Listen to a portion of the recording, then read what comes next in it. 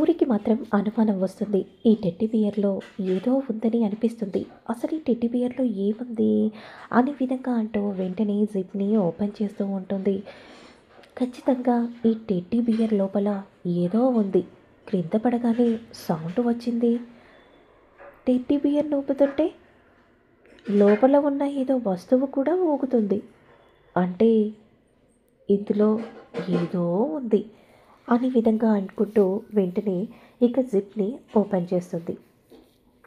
అప్పుడే పూరి మాత్రం ఏంటా అని తెరిచి చూడబోతూ ఉండగా ఒక్కసారిగా కాఫీ కప్ కింద పడుతుంది. వెంటనే టెడ్డీ బియర్ని అక్కడ పడేసి పరిగెత్తుకుంటూ పూరి వెళ్తుంది. అమ్మ ఏమైందమ్మా, ఏం జరిగింది? చేయి కాలిందే, జాగ్రత్తగా ఉండాలి కదమ్మా. ఏంటమ్మా నువ్వు? సరే నువ్వు వెళ్ళు పూరి, నేను ఇదంతా క్లీన్ చేస్తాను. వద్దమ్మా, నేను క్లీన్ చేస్తాను, నువ్వు వెళ్ళు, నువ్వు కూర్చోపోమ్మా అనే విధంగా అంటూ పూరి వెంటనే అంతా కూడా క్లీన్ చేస్తూ ఉంటుంది. కట్ చేస్తే నెక్స్ట్ సీన్లో మాత్రం ఆసనాలు చెప్తూ ఉంటాడు ఉదయ్కి. వెంటనే వృక్షాసనం వేస్తాడు. అలానే కొద్దిసేపు నిలబడి ఉంటాడు.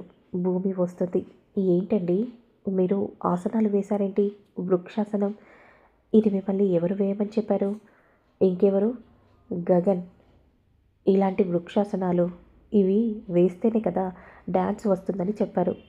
ఇలాంటి ఆసనాలు వేస్తే డ్యాన్స్ రాదు. ఏంటి, నన్నే మోసం చేస్తాడా అనే విధంగా అనుకుంటూ చూస్తూ ఉండగా గగన్ వస్తాడు. గగన్ నవ్వుకుంటూ ఉదయ్ని చూస్తూ ఉంటాడు. నువ్వు నన్ను మోసం చేయగలుగుతున్నావేమో, మీ అమ్మకు జరిగిన అవమానాన్ని ఎవ్వరూ తుడవలేరు, అలాగే నీకు కూడా అలాంటి గతే పడుతుంది అని అనగానే గగన్ ఒక్కసారిగా షాకింగ్గా చూస్తూ ఉండిపోతాడు. భూమి మాత్రం కంగారు పడిపోతూ, ఏంటండి మీరు ఏం మాట్లాడుతున్నారో మీకైనా అర్థమవుతుందా? ఎందుకు ఇలా మాట్లాడుతున్నారు అని కోపంగా భూమి అంటూ ఉంటుంది. అప్పుడు వెంటనే, అంటే అది ఏంట్రా, మా అమ్మకు అవమానం జరిగిందా? ఏంటా అవమానం, చెప్తావా లేదా? ఆ రోజు గుడ్డు కొట్టాలని అపూర్వ గారు చూశారు కదా, దాని గురించే ఉదయ్ గారు మాట్లాడుతున్నారు అంతే కదా అండి అని భూమి అంటూ ఉంటే, అంతే, అవునవును అనే విధంగా ఉదయ్ కూడా అంటూ ఉంటాడు. నా దగ్గర మీరు ఏదో దాస్తున్నారు, చెప్తారా లేదా? లేదంటే నేనేం చేస్తానో నాకే తెలీదు, నేను పిచ్చోట్ అయిపోతాను, చెప్పండి అనే విధంగా కోపంగా గగన్ అడుగుతూ ఉంటే, అప్పుడు వెంటనే నిజం చెప్తుంటే నమ్మలేనేంటండి అని భూమి అంటూ ఉంటుంది. మిమ్మల్ని మీతో నిజం ఎలా చెప్పించాలో నాకు బాగా తెలుసు. అసలు నేను ఎలా కనిపిస్తున్నానో, మీరు ఏది చెప్తే అది నమ్మడానికి నేనేమైనా చిన్న పిల్లాన్ని అనుకుంటున్నారా? చెప్తావా లేదా అని అంటూ మెడ గట్టిగా పట్టుకుంటాడు. ఒక్కసారిగా భూమి షాక్ అయిపోతుంది. వదలండి, వదలండి, ఆయనకేమైనా జరుగుతుంది, వదలండి ప్లీజ్ అండి అని భూమి అంటూ ఉంటుంది. చెప్పు, లేదంటే నేను వదిలిపెట్టను, ఏం జరిగిందో చెప్పు, చెప్తాను, ముందు అతన్ని వదిలేసేయండి అని అనగానే వెంటనే భూమి కంగారు పడిపోతూ గగన్ని చూస్తూ ఉంటుంది. ఏంటి, ఏం జరిగిందో చెప్పు అని అనగానే వెంటనే శారదకు జరిగిన అవమానం అంతా కూడా చెప్తూ ఉంటారు. అంటే మా అమ్మ పసుబొట్టుని చెరిపేయాలని చూసిన దాన్ని వదిలిపెట్టను అని అనుకుంటూ కోపంగా అక్కడి నుండి వెళ్తూ ఉంటే, అయ్యో గగన్ గారు, ముందు నేను చెప్పేది వినండి, ప్లీజ్ అండి, ఆగండి అనే విధంగా అంటూ ఉంటే కూడా వినకుండా గగన్ కోపంగా వెళ్తూ ఉంటాడు. మరోవైపు మాత్రం అపూర్వ, శరత్ చంద్ర ఇద్దరు కూడా దీర్ఘంగా ఆలోచిస్తూ ఉంటారు. అప్పుడే కోపంగా గగన్ ఇంటి ముందు కారు ఆగుతుంది. అంతలో అపూర్వ, శరత్ చంద్ర ఇద్దరు చూస్తారు. ఏంటండి వీడొచ్చి కారా పాడేంటి? వాడి వాలకం చూస్తుంటే ఏదో జరిగినట్టుగా అనిపిస్తుంది, ఏం జరుగుతుంది అని అనుకుంటూ కోపంగా ఇద్దరు కూడా గగన్ ముందు వెళ్ళి నిలబడతారు. అప్పుడు వెంటనే అపూర్వ మెడ పట్టుకోగానే శరత్ చంద్ర ఒక్కసారిగా షాక్ అయిపోతారు. వదలరా, నువ్వేం చేస్తున్నావో నీకే అర్థమవుతుందా, వదులుతావా లేదా అనే విధంగా అంటూ ఉంటే, వదలను, వదిలిపెట్టను, మా అమ్మకు జరిగిన అవమానానికి 10 ఖచ్చితంగా నేను తీసుకుంటాను కదా, అయినా ఏమనుకుంటున్నావు? నీకు నచ్చినట్టు చెయ్యడానికి బొమ్మనుకుంటున్నావా?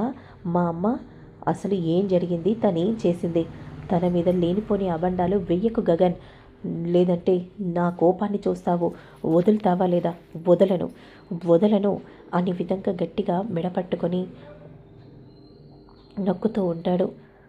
ఏం జరిగిందో చెప్పకుండా నువ్వు ఇలా చేయడం కరెక్ట్ కాదు. అప్పుడు వెంటనే గగన్ జరిగిందంతా కూడా శరత్ చంద్రకు చెప్పగానే ఒక్కసారిగా షాకింగ్గా శరత్ చంద్ర చూస్తూ ఉంటాడు. ఏంటి అపూర్వ ఇలా చేసిందా? అవును బావా, దీనికి అలాంటి గతి పట్టాలనే నేను అలా చేశాను. కృష్ణప్రసాద్ ఉండగా నువ్వు అలా చేయటం కరెక్ట్ కాదు కదా అపూర్వ అని ఈ విధంగా అనగానే శరత్ చంద్రను అలానే షాకింగ్గా చూస్తూ ఉంటుంది. ఏంటి బావా, నువ్వు కూడా అలా మాట్లాడుతున్నావేంటి? నువ్వు ఒక రకంగా అలా చేయటం తప్పు, కానీ ఎప్పుడో జరిగిన దానికి ఇప్పుడు వచ్చి అపూర్వాన్ని బాధ పెట్టడం కరెక్ట్ కాదు. చెయ్యి వదులుతావా లేదా అని శరత్చంద్ర కోపంగా అంటూ ఉంటాడు. నేను వదలను, నువ్వేం చేసుకుంటావో చేసుకో, నేను ఈ చెయ్యిని అస్సలే వదలను.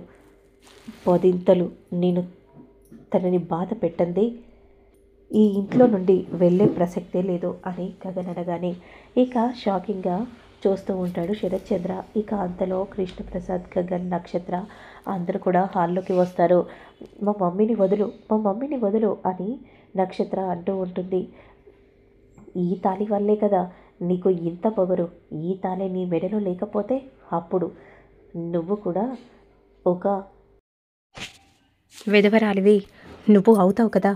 అప్పుడైనా ఇంకెప్పుడు కూడా ఇలాంటివి చెయ్యకుండా ఉండాలంటే నేను ఇలా చెయ్యాలి అని అంటూ అపూర్వ పెడలో ఉన్న తాళిని తీసి పడేయగానే ఒక్కసారిగా శరత్చంద్ర షాకింగ్గా చూస్తూ ఉంటారు. ఇక అందరూ కూడా అలానే షాకింగ్గా చూస్తూ ఉంటే అంతలో భూమి పరిగెత్తుకుంటూ వచ్చి ఆ సీన్ని చూసి ఒక్కసారిగా షాక్ అయిపోతుంది. ఇక ఎలా ఏం మాట్లాడాలో అర్థం కాక చాలా కంగారు పడిపోతూ అలానే చూస్తూ ఉండిపోతుంది. నువ్వెంత పని చేసావో నీకైనా అర్థమవుతుందారా అని అంటూ వెంటనే గగన్ గల్లా పట్టుకొని కోపంగా అడుగుతూ ఉంటాడు.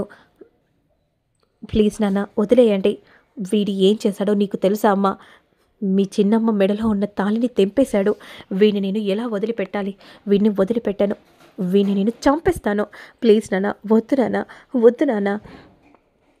నువ్వు నన్ను చంపడం ఏంటి? ఇంకెప్పుడైనా మా అమ్మకో ఇలాంటి అవమానం ఎవరికి జరగకుండా ఉండాలనే ఇలా చేశాను.